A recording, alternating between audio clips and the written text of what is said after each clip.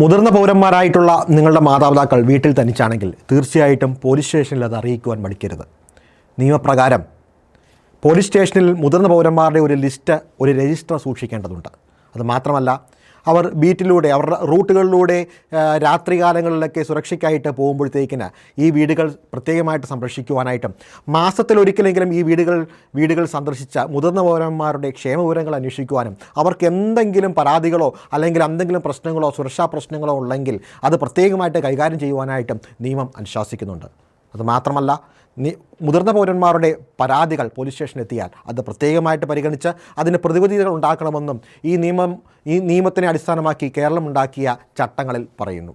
അതെ, ഇന്ത്യയുടെ പൗരന്മാരെ, മുതിർന്ന പൗരന്മാരെ സ്വന്തം സ്വത്തായി കരുതിക്കൊണ്ട് നോക്കുവാനാണ് നമ്മുടെ ഈ നിയമം പഠിപ്പിക്കുക.